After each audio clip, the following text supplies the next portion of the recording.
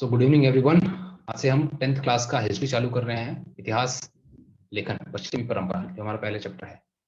हम टॉपिक देख लेते हैं कि इसके अंदर क्या क्या है। फर्स्ट टॉपिक है इतिहास लेखन की परंपरा, दूसरा आधुनिक इतिहास लेखन, तीसरा यूरोप में वैज्ञानिक दृष्टिकोण का विकास और इतिहास लेखन, फोर्थ महत्वपूर्ण विचारक। अच्छा चैप्टर है, अपन देखेंगे। सबसे पहले चारों को मैं थोड़ा बता देता हूँ। इतिहास के लेखन की परंपरा। कोई भी इतिहास होता है, इतिहास मतलब जो कि हो चुका है, जो चीजें हो चुकी हैं, जो चीजें हो चुकी होती हैं, उससे हम क्या सीख सकते हैं? उससे हम ये चीजें सीख सकते हैं कि हमको क्या चीजें करनी चाहिए, क्या चीजें नहीं करनी चाहिए। जैसे कि अगर इतिहास में तुम देखोगे, औरंगजेब एक बहुत बेकार राजाओं में से था जिसने बहुत मारकाट किया। तो उसके बारे में हम जब पढ़ेंगे तो हमको ये सीखने को मिलेगा कि कैसा एक राजा नहीं बनना चाहिए, किसी को कैसे किसी पे शासन नहीं करना चाहिए। ये चीज हमको पता लगेंगी। क्या चीज उसने गलतियां की थी, अगर वो अच्छे से करता तो लोग क्या पता उसको पसंद करते। तो ऐसे ही हम इतिहास से बहुत सारी चीज सीख सकते हैं। लोग बोलते हैं जो चीज हो गया उसको भूल जाओ, लेकिन ऐसा नहीं होता है। इतिहास में हम बहुत सारी चीजें हम सीख सकते हैं। जैसे अगर मैं क्रिकेट का उदाहरण लूँ तुमको, जिन लोगों को क्रिकेट पसंद है, तो वो लोग क्या देख सकते हैं, पुराने वर्ल्ड कप के अगर तुम मैचेस देखोगे तो उससे तुमको पता लग जाएगा कि कौन सी टीम्स हैं कि जिसमें बॉलर अच्छे हैं, तो उनके बॉलिंग की ट्रिक्स को हम देख सकते हैं। पुराने वीडियोस देख के, पुराने उनके लिखे हुए किताबों को देख के हम बहुत सारी चीजें सीख सकते हैं। कैसे उनको हराया जा सकता है, कैसे उनको मात दी जा सकती है, या फिर कैसे उनको पीछे किया जा सकता है। तो ऐसी हिस्ट्री भी है कि हिस्ट्री में से हमको बहुत सारी चीजें देखने को मिलती हैं। तो वैसे ही इतिहास लिखा इसीलिए जाता है, इतिहास इसीलिए लिखा जाता है कि उससे आगे आने वाली पीढ़ी को सीखने को मिले। ठीक है, जैसे अगर सचिन तेंदुलकर के जितने भी रिकॉर्ड दिए हुए हैं, सब अच्छे अच्छे सभी मैचेस के उसके वीडियो हैं, और तुम में से कोई क्रिकेट का बहुत बड़ा फैन है तो उसके वीडियो देखेगा तो उस वीडियो से भी बहुत कुछ सीखने को मिलेगा। ज्यादातर चीजें तो जब जमीन पे आके खुद ही बैटिंग बॉलिंग करेगा तब सीखेगा, लेकिन कुछ चीजें उसको देख के भी, कोई टेक्निक होगी जो वो स्पेसिफिकली सचिन ही करता होगा या वैसे ही करने से ही अच्छा होता होगा, वो चीज हमको देख के पता लगेगी। वैसे इसी की वजह से इतिहास लिखा जाता है, ताकि आने वाली पीढ़ी को उससे सीखने को मिले। नेक्स्ट टॉपिक है आधुनिक इतिहास का लेखन। आधुनिक आधुनिक का मतलब होता है modern. Modern history. Modern history किसको माना जाता है? मॉडर्न हिस्ट्री माना जाता है कि जब अंग्रेज भारत में आए थे उसको मॉडर्न हिस्ट्री बोला जाता है। यानी कि कब से? 16वीं शताब्दी से। अभी कौन सा साल चल रहा है? 2020। तो ये देखो, ये टाइम कहलाता है मॉडर्न हिस्ट्री। मॉडर्न हिस्ट्री, ठीक है, मॉडर्न हिस्ट्री इसको बोलते हैं। इस टाइम को बोलते हैं 16 से लेके आज तक की तारीख को बोलते हैं मॉडर्न हिस्ट्री। तो ये बोल रहे हैं मॉडर्न हिस्ट्री में क्या क्या चीजें लिखी गई हैं। सेकेंड टॉपिक में हम देखेंगे। थर्ड टॉपिक में क्या बताया है? यूरोप में वैज्ञानिक दृष्टिकोण का विकास और इतिहास का लेखन। अब देखो, ये यूरोप कहाँ पे है? अगर तुमको वर्ल्ड मैप याद होगा तो वर्ल्ड मैप में ऐसे करके ये सबसे ऊपर हो गया, यहाँ पे अमेरिका, ऊपर वाला अमेरिका, नॉर्थ अमेरिका, और यहाँ पे ऐसे है साउथ अमेरिका। ठीक है, फिर उसके बाद यहाँ पे आता है ऐसा ऐसा करके आता है, और नहीं नहीं, यहाँ पे आ जाता है ऐसे, ये ऐसे आता है, ये अफ्रीका आता है। यहाँ पे ये ऊपर आ जाता है बड़ा सा ऐसा ऐसा ऐसा,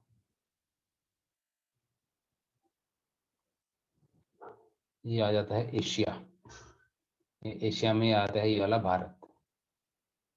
फिर यहाँ पर आ जाता है ऑस्ट्रेलिया। ऐसे करके हमारा वर्ल्ड मैप है।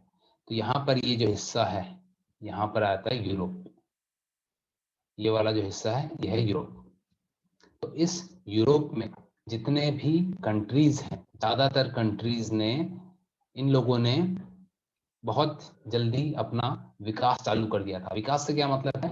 बहुत जल्दी वो वैज्ञानिक दृष्टिकोण से बहुत एक्सपेरिमेंट करने लग गए थे। एक्सपेरिमेंट जब आदमी करने लगता है तो बहुत जल्दी प्रोग्रेस करता है।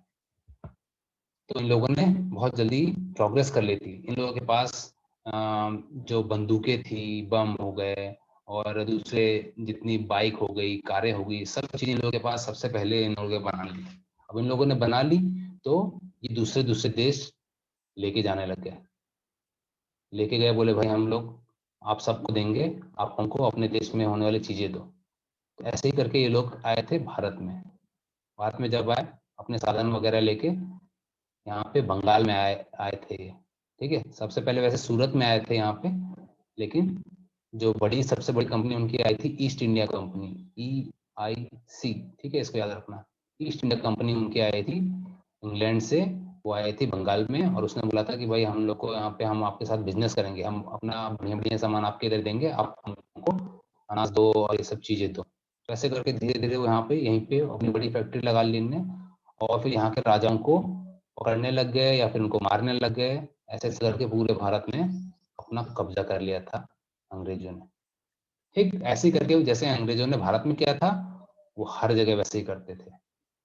या अफ्रीका में भी जाके उन्होंने, साउथ अफ्रीका में भी बहुत बड़ा कांड किया था, फिर ऑस्ट्रेलिया में भी जाके गए थे वो, फिर वो इस तरफ यहाँ पे है, यहाँ पे चाइना है, फिर मंगोलिया है, काफी जगह।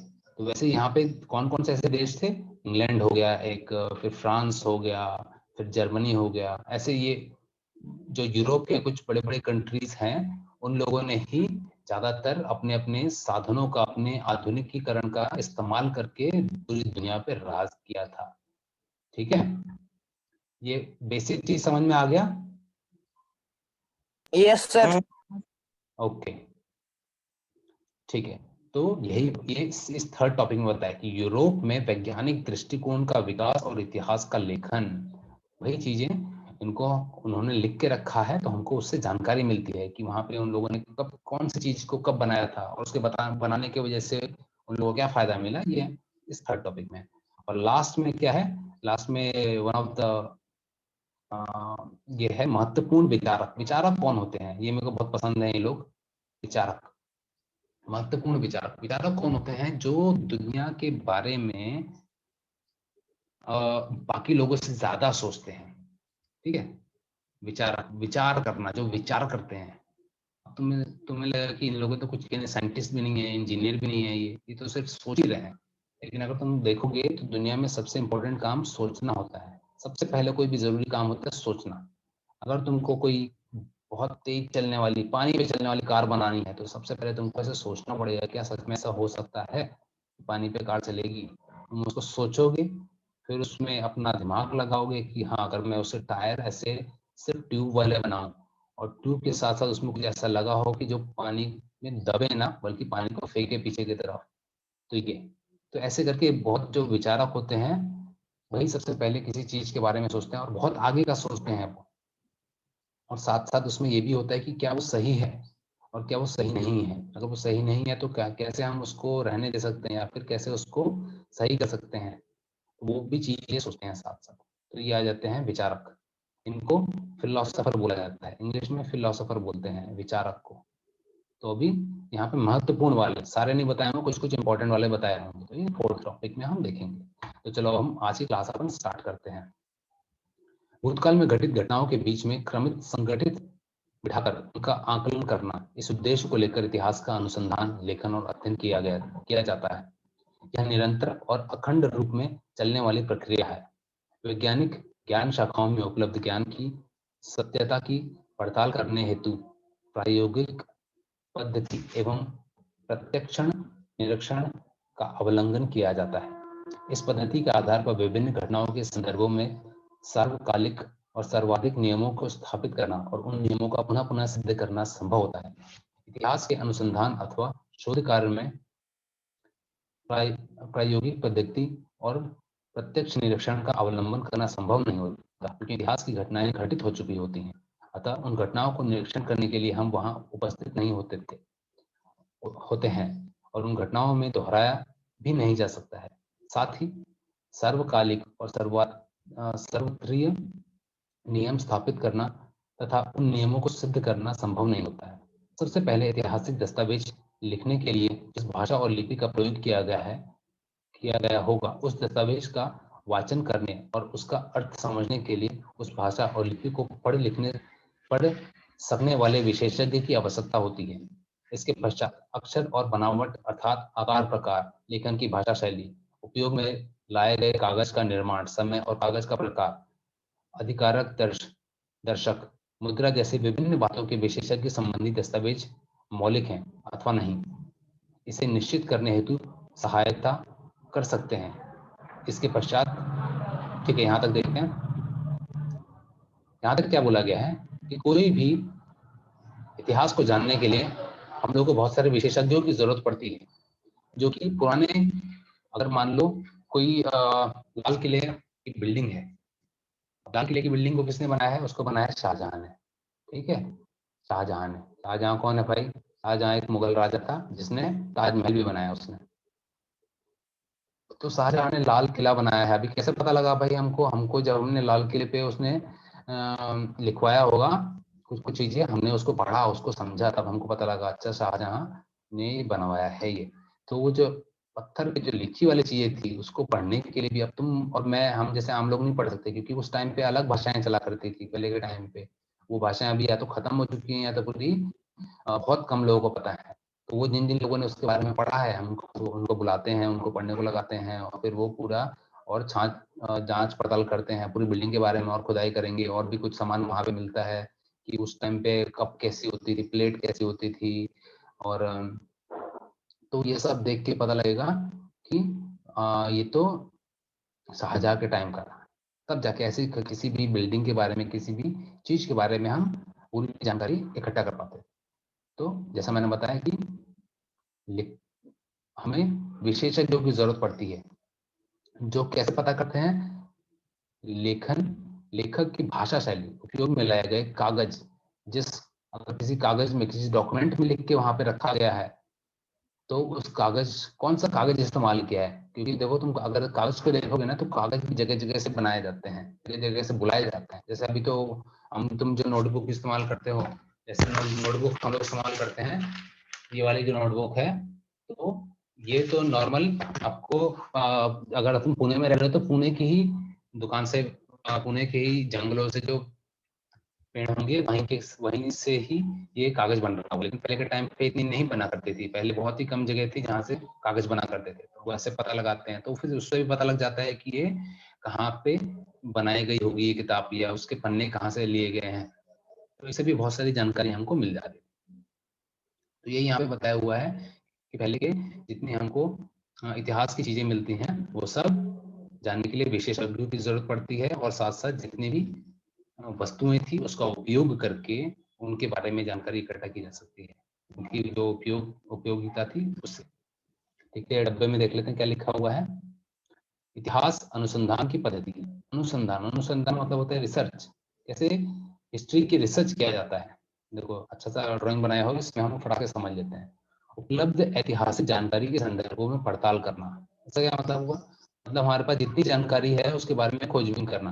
मान लो अगर एक खुदाई हुई है कालापाड़ा में, जो पीछे की तरफ है, जहाँ पे अभी डेरी जो मेट्रो लाइन बन रही है, वहां पे मान लो बहुत ऐसे खुदाई करने लगे तो बहुत एक पुराना सा सिक्का मिला, अजीब सा इतना बड़ा सा सिक्का मिला। तो अब जो आर्कोलॉजिकल सर्वे ऑफ इंडिया है, हम उन लोग को बुलाएंगे, बोलेंगे भाई ये देखो हमने यहाँ पे मेट्रो लाइन बना रहे थे और ये हमने खुदाई किया तो एक बड़ा सा सिक्का मिला, जरा पता करो कब का है ये, कौन से राजे के टाइम का है, क्या है। तो सबसे पहले हमारे पास क्या है? वो सिक्का होना चाहिए। कोई भी चीज जो हमको मिली है, जो जानकारी हमारे पास पहले से है वो। फिर दूसरा स्टेप क्या पता है? इतिहास के साधनों का विश्लेषणात्मक अनुसंधान करना।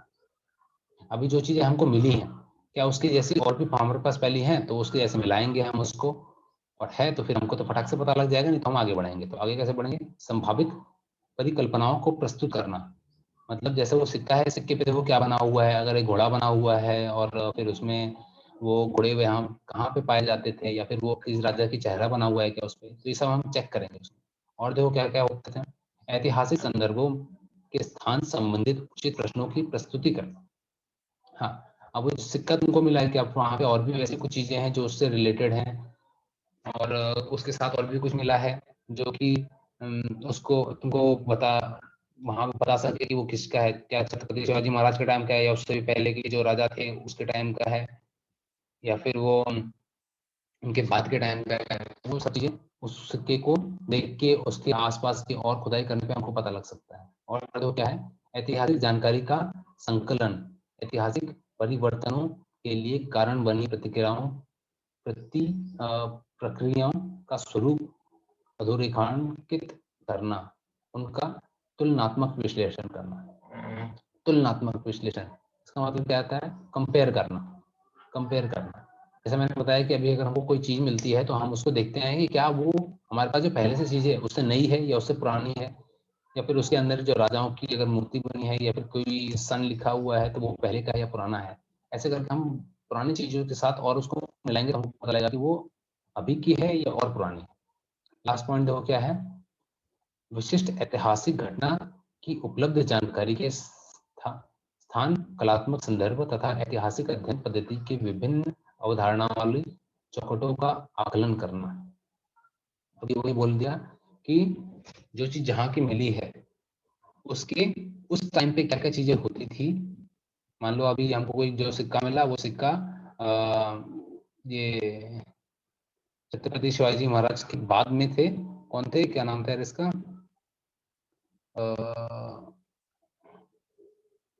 ठीक है मुझे याद नहीं यार। बाजी, हाँ ये बाजीराव वाले, ठीक है, उनको क्या बोलते थे, पेशवा। हाँ, तो पेशवा के टाइम का है मान लो। तो पेशवा के टाइम पे और क्या क्या चीजें हमारे पास उपलब्ध हैं उस स्थान पे, जैसे कि पेशवा का मेन स्थान जो है, जो उनका मेन जो गेट है वहां पर है, शनिवार वाड़ा में है। तो वहां पे हमको हमारे पास जो चीजें वहां की मिली हैं उसको यहाँ वाले के साथ मैच करके देखेंगे और उससे हमको पता लगेगा कि और क्लैरिटी मिलेगी कि उस टाइम पे क्या क्या चीजें हुआ करती। तो ऐसे करके इससे हम इतिहास की जो सामान हमको मिलता है उसका रिसर्च करके हम इतिहास के बारे में और जानकारी इकट्ठा कर सकते हैं। ठीक है, इतिहास की प्रस्तुति, इतिहास का प्रेजेंटेशन, इतिहास को कैसे प्रस्तुत किया जाता है, जो भी हमको चीजें मिलती हैं उसको पढ़ के, उसकी स्टडी करके, उसका रिसर्च करके, कैसे कैसे, ये देखो अलग अलग टाइप में हमने अभी पढ़ा कैसे कैसे हम उसको ज्यादा जानकारी इकट्ठा करते हैं जो हमको मिली हुई है उसकी मदद से, और जो पहले की मिली हुई थी उनको मिला के। देखो आगे ये कुछ तो भी दिख रहा है अपने को, आगे नेक्स्ट पेज पे देखते हैं क्या बना हुआ है। उससे पहले यहाँ पढ़ लेते हैं। ऐतिहासिक संदर्भों की तुलनात्मक विश्लेषण के आधार पर दस्तावेज उपलब्ध जानकारी की विश्वसनीयता की पड़ताल कर सकते हैं। ये भी मैंने बताया कि तुलनात्मक, कंपेयर करके, पहले तो कोई है हमारे पास और अभी जो मिला है उनको कंपेयर करनी, कौन पहले का है, कौन पुराना है, कौन नया है। कोई हमारे पास पहले का सिक्का मिला हुआ है और एक नया मिला है, तो अभी इन दोनों कंपेयर करेंगे। क्या ये पहला वाला सिक्का तांबे का बनता था लेकिन ये अभी चांदी का बना हुआ है, तो यानी कि ये वाला तांबे वाला देखो सस्ता होगा, ये वाला महंगा होगा, यानी कि ये हो सकता है कि ये किसी राजा महाराजा के पास वाला होगा, ये आम आदमी का हो सकता है। ऐसे करके बहुत सारे चीजों का जानकारी इकट्ठा की जाती है। इतिहास के अनुसंधान कार्य में सहायता प्रदान करने वाले विभिन्न ज्ञान शाखाओं और संस्थान हैं, जैसे पुरातत्व, अभिलेखागार, हस्तलेखों अथवा पांडुलिपियों का अध्ययन, पुराभिलेख, अक्षर आकार विज्ञान, भाषा रचना विज्ञान, मुद्रा विज्ञान, वंशावली का अध्ययन आदि। तो अभी देखो हमारे देश में ऐसी ऐसी संस्थाएं हैं जो यही काम करती हैं। ठीक है, इन संस्थाओं के नाम तुम लोग याद रखना, क्योंकि अभी तुमको, मुझे जहां तक लगता है सवाल में पूछा होगा कि भारत में ऐसे कौन कौन सी संस्थाएं हैं जो इतिहास के बारे में जानकारी इकट्ठा करती हैं। तो कौन कौन सी होगी, पुरातत्व, अभिलेखागार, हस्तलेख, पांडुलिपियों का अध्ययन, पुरातत्व, अक्षरकार विज्ञान, ये सारे, इन चीजों का नाम याद रखना, ये तुमको सवाल में होंगे पक्का, मुझे ऐसा लग रहा है। ठीक है, नेक्स्ट टॉपिक देख लेते हैं, ये वाला पेज हम पूरा करवा लेते हैं कंप्लीट। हाँ, तो इसमें क्या है, इतिहास लेखन की परंपरा। इतिहास लेखन की परंपरा यानी कि लिखा कैसे जाता था, यहाँ पे बताया गया होगा इतिहास को लिखते कैसे थे भाई। ठीक है, इतिहास में उपलब्ध प्रमाणों का अध्ययन, पूर्ण अनुसंधान कर भूतकाल के घटित घटनाओं को प्रस्तुति अथवा संरचना किस प्रकार की जाती है, हम ये देखेंगे। इतिहास की इस प्रकार प्रस्तुति अथवा संरचना करने की लेखन पद्धति को इतिहास लेखन कहा जाता है। वही चीज बोल रहे हैं जो हो रहा होता था उस समय। जैसे मान लो आज क्या हो रहा है, अभी मैंने जैसे तुम लोग को पढ़ा रहा हूँ और मैं यूट्यूब में डाल दे रहा हूँ। ठीक है, तो ये भी मैं भी एक तरीके से हिस्ट्री ही क्रिएट कर रहा हूँ। आज से अगर मान लो 50 साल बाद कोई यूट्यूब खोलेगा, हमारे बेटे के बेटे हो गए रहेंगे, वो यूट्यूब खोलेंगे और वहां पे ये चीज मिलेगी उनको, तो ये भी एक इतिहास का हिस्सा बन चुका होगा उस टाइम पे। ठीक है, तो वैसे ये तो मैं आज कर रहा हूँ लेकिन 100 साल बाद यही चीज इतिहास बन चुका होगा। वैसे ही उस टाइम के जो लोग होते थे, उस टाइम के जो टीचर हो गए या फिर स्कॉलर्स हो गए, वो लोग भी उस समय के बारे में लिख रहे होते थे, लेकिन वही चीजें 100 200 और बढ़ने वाले टाइम के बाद वो हिस्ट्री बन चुकी होती थी। जैसे यहाँ पे बताया हुआ है, इतिहास को इसी प्रकार से संरचना करने की लेखन पद्धति को इतिहास का लेखन कहते हैं। ठीक है, कोई भी चीज को अध्ययन, मान लो अभी मैं वहाँ पे काला खड़क में हूँ, तो काला खड़क में बताऊंगा कि मैं जब नरगिस की गली से जाता हूँ तो वहाँ पे बड़ी पतली सी गलियां हैं, 2 फुट की गलियां हैं या फिर 3 फुट की सिर्फ गलियां हैं, और फिर वहां से जब गुजर के मैं आगे बढ़ता हूँ तो एक बड़ी सी टंकी आती है जो कि 100 फुट की एक टंकी होगी, जिससे लोग यहाँ के जितने भी 500,000 लोग रहते हैं उनको पानी पीने के बंदोबस्त यहीं से होता है। उसी के थोड़ा सा हम आगे जाते हैं तो सार्वजनिक शौचालय आता है, जिसमें कि 5 टॉयलेट्स हैं और उसी का इस्तेमाल करती हैं पूरी जो काला खड़क के लोग हैं। ऐसे करके मैंने एक डॉक्यूमेंट में लिख के रख दिया। मान बाद से 50 साल बाद या फिर 100 साल बाद जब कोई पढ़ेगा इसको तो हो सकता है उसको भरोसा ही ना हो कि पहले 2 फुट की सड़कें भी हुआ करती थी, क्योंकि उस टाइम तक क्या पता 20-20 फुट की सड़कें नॉर्मल हो जाए, आम बात हो जाए। ठीक है, तो ये जब कुछ लिख के रखा रहेगा तो लोग उस पर भरोसा करते हैं, तब उसको एक मान्यता प्राप्त हो जाती है। खासकर अगर वो कोई संस्था लिख रही होती है, जैसे आपने ऊपर की संस्थाएं देखी कौन कौन सी, परिवालिक, अक्षर आकार, ऐसी जो संस्थाएं थी, वो अगर ये लिखा होता है तो वो तो बिल्कुल गारंटी हो जाती है कि वो सच है। ठीक है, जैसे कि अगर मैं अभी लिख रहा हूं तो मेरी बोलने की कीमत उतनी नहीं होगी जितनी कीमत किसी सरकारी संस्था की होगी। क्यों? क्योंकि वो लोग, उनका काम ही ये है, वो लोग अपना कुछ भी चीज लिखते हैं तो उसके नीचे अपना ठप्पा लगाते हैं, अपना सिक्का लगा देते हैं, तो वो सिक्का हो जाता है कि भाई तो सरकार ने पूरा गारंटी है इस चीज की। ठीक है, ओके, तो चलो आगे बढ़ देखते हैं। आगे कहाँ तक पहुंचे थे भाई हम? हाँ, इतिहास की इस प्रकार की प्रस्तुति यहाँ तक हो गया, लेखन कहते हैं तथा इतिहास की इस प्रकार अध्ययनपूर्ण प्रस्तुति अथवा संरचना करने वाले अनुसंधानकर्ता को इतिहासकार कहा जाता है। देखो अब यहाँ पे इतिहासकार कहा जाता है, जो भी लोग इतिहास के बारे में लिखते हैं उनको इतिहासकार कहा जाता है। बिल्कुल, ये तो नॉर्मल चीज है। इतिहास की प्रस्तुति अथवा संरचना करते समय इतिहासकार के लिए भूतकाल में घटित प्रत्येक घटना का उल्लेख करना और उसका बोध कराना संभव नहीं होता। देखो, कोई भी इतिहासकार होता है वो किसी भी एक जगह के बारे में लिख सकता है। वो ऐसा नहीं है कि अभी पुणे में जैसे मान लो वाकड़ में क्या हो रहा है, वो वाकड़ में के बारे में लिख रहा है, लेकिन उसी टाइम पे ही खड़की में कुछ हो रहा होगा। तो ऐसा तो नहीं है कि वो 100 जगह जाके एक ही बार में पहुंच सकता है और उन चीजों के बारे में लिख सकता है। तो यही बताया गया यहाँ पे कि इतिहासकार इतिहास के एक हिस्से के बारे में ही लिख सकता है। ठीक है, इतिहास लेखन करते समय इतिहासकार किन घटनाओं का चुनाव करता है, यह इस बात पर निर्भर करता है कि इतिहासकार पाठकों तक क्या लेके जाना चाहता है। देखो कितनी अच्छी बात बोली है कि अगर मान लो कार्तिक एक इतिहासकार है, हिस्ट्री लिखता है, तो अब ये उसकी मर्जी पे है कि वो किन लोगों के लिए हिस्ट्री लिख रहा है। हो सकता है वो अपने राजा को खुश करने के लिए लिख रहा हो, तो वो सिर्फ उसकी अपने राजा के जो जितनी भी जीत वाले युद्ध किए हैं उनके बारे में ही लिखेगा। ठीक है, युद्ध मतलब लड़ाई होती है। ठीक है, मान लो जो मैं एग्जाम्पल में बताता हूँ, ये कार्तिक है, तो कार्तिक किसका मंत्री है? कार्तिक है, मान लो बाजीराव का एक मंत्री है, बाजीराव का इतिहासकार है। तो अब कार्तिक क्या करता है, अपनी कार्तिक की मर्जी की वो क्या इतिहास लिखना चाहता है, तो वो लिखेगा कि बाजीराव ने जितनी लड़ाइयां जीती थी, ठीक है, विनिंग वाली जितनी है वो जीती थी, और जो हारा था, लॉस्ट वाली जो थी, वो उसने नहीं लिखी। लेकिन ऐसा तो है नहीं कि इसने कार्तिक ने लिखा नहीं ये चीज तो ये हुआ नहीं।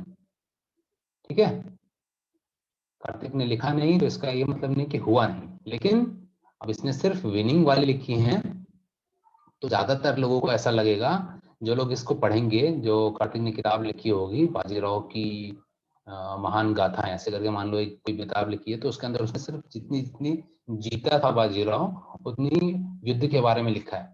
तो आज से 100 साल बाद जब ये कार्तिक के किताब लिखने के 100 साल बाद जब लोग पढ़ेंगे इस किताब को, तो लगेगा कि बाजीराव तो बस जीता ही करता था। जो जो लोग पढ़ेंगे तो उनको ऐसा लगेगा कि सिर्फ जीतता ही था, लेकिन ऐसा तो था नहीं, क्या पता वो हारा भी हो, और हो भी सकता है कि क्या पता नहीं भी हारा हो। लेकिन उसने जो चीज लिखी है उससे हमको पूरी जानकारी नहीं मिल पाती है, हमको सिर्फ उस हिस्से की जानकारी मिलती है जो वो बताना चाह रहा था। वही यहाँ पे लिखा हुआ है। इतिहास में काफी बार ऐसा होगा कि जो इतिहासकार होता है वो अपनी मर्जी से उसने विषय चुना होता है कि किस बारे में वो लिखना चाहता है और किसके लिए लिखना चाहता है। ठीक है, यहाँ देखो यही लिखा है, इतिहास लेखन करते समय इतिहासकार किन घटनाओं का चुनाव करता है, इस बात पर निर्भर करता है कि इतिहासकार पाठकों तक क्या लेके जाना चाहता है, वो क्या बताना चाहता है, पढ़ने वालों को क्या बताना चाहता है। वो सिर्फ क्या पता वो सिर्फ उसकी जीतने वाली कहानियां बताना चाहता था। ठीक है, चुनी हुई घटनाओं और उनके प्रस्तुत करते समय इतिहासकार द्वारा अवलंबित वैचारिक दृष्टिकोण उनकी लेखन शैली का निर्धारित करता है। नहीं, वो कैसे अपने जो भी लिख रहा है उसके अंदर वो कैसे उस चीज को बता रहा है। क्या वो अपने राजा को बहुत अच्छा बता रहा है, या फिर बोल रहा है कि उसने बहुत चीटिंग करके हमारे राजा ने उस दूसरे राजा को हराया, क्या ऐसा बता रहा है। वो सब उस इतिहासकार पे ही निर्भर हो जाता है।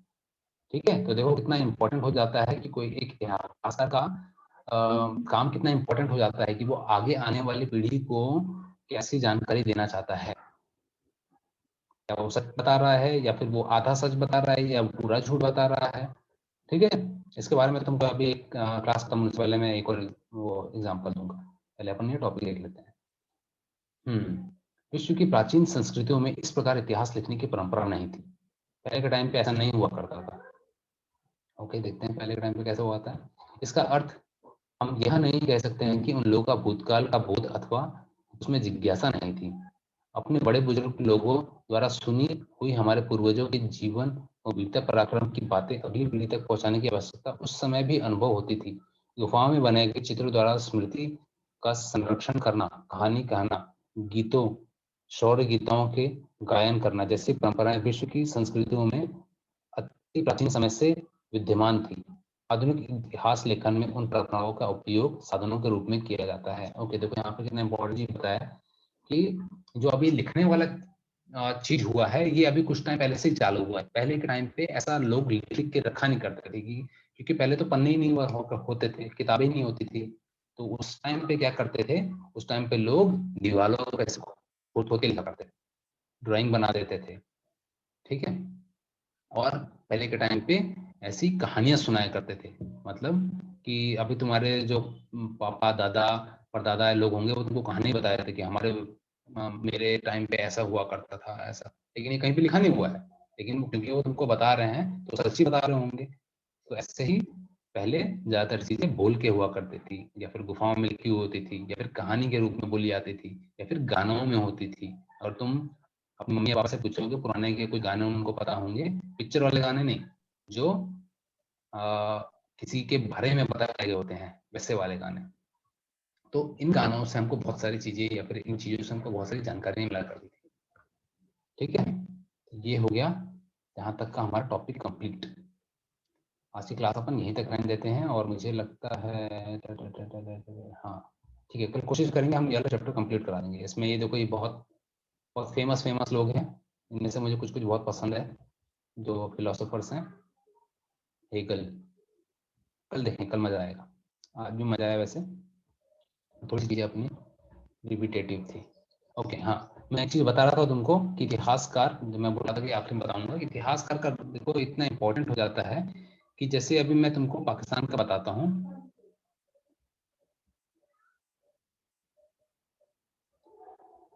अभी अगर तुम लोग को पता होगा, सबको पता ही होगा वैसे, कि जो हमारा देश था ये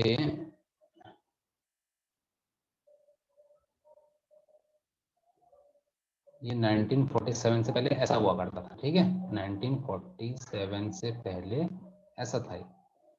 1947 के बाद बंटवारा हुआ और ये ऐसे जाके ऐसा हो गया, और यहाँ पे ये ऐसा हो गया। ठीक है, ये भी पाकिस्तान था, इसका नाम था ईस्ट पाकिस्तान, और ये था वेस्ट पाकिस्तान। ठीक, ये 1947 में ये हुआ, और ये रह गया इंडिया या भारत। अब पाकिस्तान में जो वहाँ के बच्चे हैं उनको क्या पढ़ाया जाता है, उनको ये पढ़ाते हैं कि भारत ने पाकिस्तान को गुलाम करके रखा था। ठीक है, भारत ने पाकिस्तान को गुलाम करके रखा था, और 1947 में वो भारत से आजाद हुए हैं। वहाँ के इतिहासकारों ने देखो ना कितनी गलत जानकारी देते हैं वहाँ के बच्चों को कि भारत ने पाकिस्तानियों को गुलाम बना के रखा था और 1947 में ये लोग भारत से आजाद हुए। जबकि सच्चाई क्या है? सच्चाई ये है कि हम लोग अंग्रेजों के गुलाम थे, अंग्रेजों ने हमको गुलाम बना के रखा था। और ये पाकिस्तान जो थे, पाकिस्तान तो था ही नहीं कोई देश, पाकिस्तान तो भारत से टूट के बना है। ठीक है, सभी को समझ में आ रहा है मैं क्या बता रहा हूँ?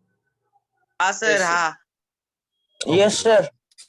तो ऐसे ही एक गलत जानकारी की वजह से अब देखो, पाकिस्तान के जितने भी बच्चे होंगे उनके दिमाग में तो यही होगा कि भारत कितना गंदा है, उन लोगों ने हमको कितने सालों तक गुलाम बना के रखा। तो जब बचपन से ही उनको ऐसे झूठ बताया होगा तो इसकी वजह से उनको आतंकवादी बनाना बहुत आसान बन जाता है। किसी भी चीज का अगर तुम बचपन में ही नफरत बोलोगे तो बड़े होके फिर उससे कोई भी काम कराना मुश्किल नहीं होता है।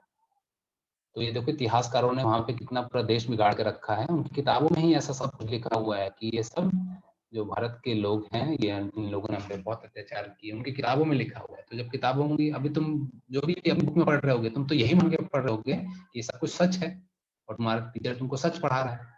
लेकिन जब उनकी किताबों में ही ऐसा गलत गलत बताया हुआ है तो फिर वहाँ के बच्चे तो ब्रेन वॉश्ड ही पैदा होंगे ना। तो वहाँ के बच्चों को कुछ जानकारी नहीं है बचपन से ही, जो जब गलत जानकारी बताई रहेगी तो फिर उनकी कोई कैसे उनको समझा सकता है कि वो गलत राह पे हैं। ठीक है, तो मैं एग्जांपल दे रहा था, ये बहुत लाइव एग्जांपल है कि कैसे इतिहासकार अगर गलत चीजें बताते हैं तो पूरी जनरेशन, आगे आने वाली पीढ़ी पूरी गलत पैदा होगी या फिर पूरी गलत सोच की होगी। ऐसा हो सकता है सिर्फ एक कुछ लोगों के वजह से। ठीक है, और अभी भी वहाँ पे वैसी ही सरकार है जो इन चीजों को सही नहीं करना चाहती है, तो चलता रहेगा, तब तक हमारे झगड़े होते ही रहेंगे जब तक वो खुद ये मानेंगे नहीं कि वो 1947 से पहले भारतीय ही थे। वो अपने आप को कुछ और ही समझते हैं, वो सोचते हैं कि वो सऊदी अरब के लोग हैं, लेकिन वो लोग हैं भारत के ही हैं वो लोग। ओके, तो इसके साथ हमारी आज की क्लास हो जाती है कंप्लीट। समझ में आया जितना हमने पढ़ा आज? संदेश, कार्तिक, अजीम? हाँ। ओके, इस पे से तुम्हें सवाल बता दे रहा हूँ मैं। नहीं, अभी रुको, पहला वाला नहीं है। ठीक है, सवाल हम कल ही देखते हैं, ये चालू में ही दे दिए हैं ऐसे सवाल जो कि। Okay sir. ठीक है, क्वेश्चन हम कल देखेंगे। एक चीज तुमको करना है, जितना चैप्टर बचा हुआ है एक बार रीडिंग लगा लेना, ताकि जब मैं कल पढ़ाऊँ तो थोड़ा फास्ट हो जाए और कंप्लीट हो जाए हमारा ही। बहुत सारे चैप्टर्स देखने हैं हमको, so we have to be fast. Okay, एक बार रीडिंग लगा लेना, सब लोग रीडिंग लगा लेना एक बार। Okay okay, yes sir. कल मिलते हैं फिर। Till then, bye bye. Bye bye sir. Have a good day, good night. Bye.